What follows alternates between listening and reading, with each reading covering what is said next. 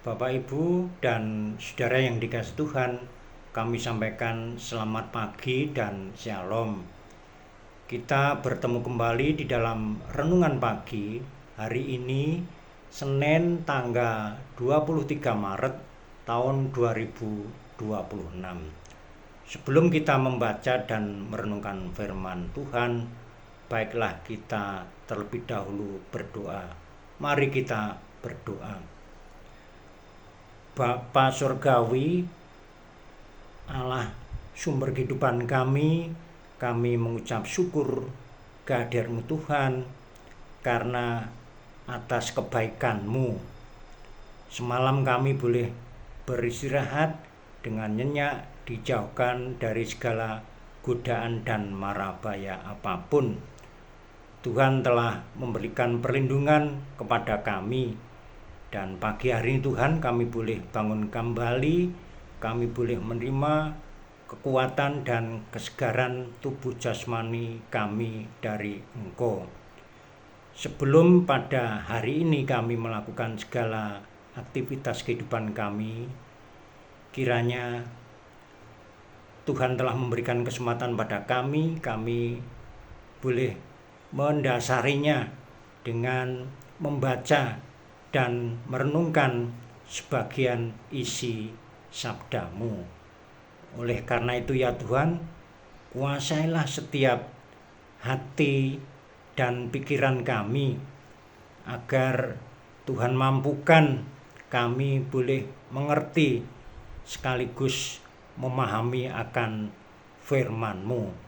Terima kasih ya Tuhan, bersabdalah kepada kami siap mendengarkannya.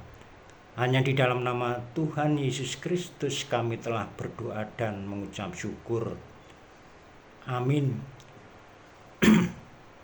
Bapak, Ibu, dan saudara yang kasih Tuhan, adapun bacaan pada pagi hari ini terdapat di dalam kitab 1 Raja-Raja pasal yang ke-17 ayat 17 sampai 24. Adapun yang menjadi emas pada bacaan hari ini terdapat di dalam ayat yang ke-18 yang demikian firman-Nya. Kata perempuan itu kepada Elia, "Apakah maksudmu datang kemari, ya abdi Allah? Singgahkah engkau kepadaku untuk mengingatkan kesalahanku dan untuk menyebabkan anakku mati?" Demikian sabda Tuhan. Amin. Bapak, Ibu, dan saudara yang kasih Tuhan, adapun renungan pada pagi hari ini kita beri judul yaitu Firman Allah yang menghidupkan. Bapak, Ibu, dan saudara-saudara yang kasih Tuhan, tidak ada sesuatu terjadi tanpa tujuan. Setiap peristiwa selalu ada penyebab. Setiap kejadian mengandung tujuan. Tidak ada yang disebut kebetulan. Hanya saja kita sering tidak mengerti apa maksud dan tujuan di balik peristiwa yang terjadi. Kecenderungan kita selama ini selalu melihat sesuatu yang negatif di balik peristiwa yang tidak menyenangkan. Contoh, datangnya musibah selalu dikaitkan dengan dosa dan kesalahan sebagai penyebabnya.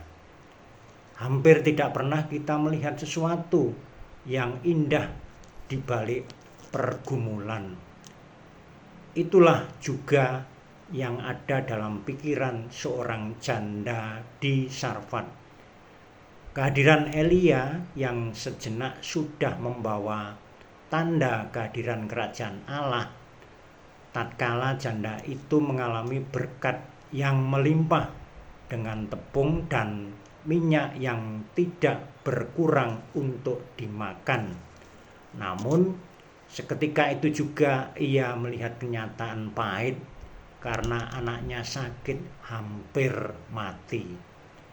Tampak sekali janda itu mengklaim bahwa kepahitan hanya timbul karena dosa dan kesalahan, tanpa melihat secara utuh bahwa suka duka adalah bagian karya Tuhan menyatakan kuasa, kemuliaan, hingga kasih-Nya.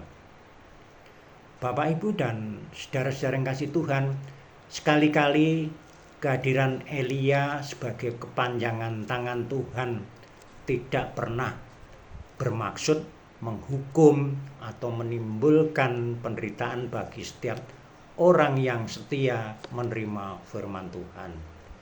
Kehadiran Elia kepada janda Sarfat tidak lain untuk menyatakan kuasa Allah. Janda Sarfat yang selama itu hanya melihat roti atau makanan sebagai satu-satunya sumber kehidupan, ternyata keliru. Roti dari tepung dan minyak yang tak pernah habis ternyata tidak menjamin seseorang tetap hidup.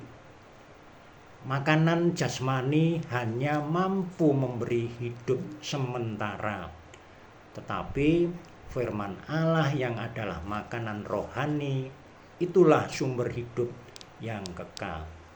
Bapak, Ibu, dan saudara-saudara yang kasih Tuhan, biarlah melalui pengalaman iman janda Sarfat ini menguatkan kita semua. Utamakan mendengar dan memperhatikan firman Tuhan, firman Allah yang hidup dan menghidupkan itu kini telah hadir ke dunia dalam rupa anaknya Yesus Kristus. Oleh tubuh dan darahnya setiap umat diselamatkan dari ancaman maut. Tuhan memberkati. Amin. Bapak, Ibu, dan saudara yang kasih Tuhan, baiklah kita kembali tunduk kepala, kita berdoa. Mari kita berdoa. Bapa yang bertahta dalam kerajaan surga yang mulia, sungguh kami mengucap syukur dan terima kasih ya Tuhan, jika saat ini Engkau telah memberikan kesempatan pada kami untuk membaca dan merenungkan sebagian isi sabda-Mu. Biarlah apa yang telah kami baca dan kami renungkan ini Tuhan meteraikan dalam setiap pikiran, hati, dan iman kami, agar kami senantiasa boleh melakukan di dalam setiap kehidupan kami sehari-hari, baik di tengah-tengah keluarga kami, di tengah-tengah jemaat Tuhan, dan dimanapun kami bertempat tinggal. Terima kasih Tuhan, saat ini kami menyerahkan segala pokok-pokok pergumulan yang jemaat ini kami alami, baik pokok-pokok pergumulan yang ringan maupun segala pokok-pokok pergumulan yang berat. Tuhan, kami hanya bisa berserah diri kepada-Mu. Kiranya Tuhan senantiasa boleh mendampingi, Tuhan boleh menguatkan, mengangkat segala pokok pergumulan ini, sehingga kami boleh melaluinya hanya oleh karena kasih dan pertolongan Engkau. Terima kasih Tuhan. Selanjutnya pada pagi hari ini kami akan melakukan segala kegiatan aktivitas kehidupan kami sepanjang pagi, siang, hingga sore malam hari nanti. Kiranya Tuhan senantiasa juga boleh mendampingi, menyertai dan memberkati dalam kehidupan kami. Terima kasih Tuhan. Inilah seru doa dan permohonan kami pada saat ini. Hanya di dalam nama Tuhan Yesus Kristus kami telah berdoa dan mengucap syukur. Terima kasih Tuhan. Haleluya. Amin. Bapak, Ibu, dan saudara yang dikasih Tuhan, sebelum kita mengakhiri renungan pagi hari ini, baiklah kita bersama-sama memujikan dengan menggunakan kidung jemaat nomor 53. Tuhan Allah telah berfirman. Akhirnya kami sampaikan selamat pagi, selamat berkarya. Tuhan memberkati kita sekalian. Amin.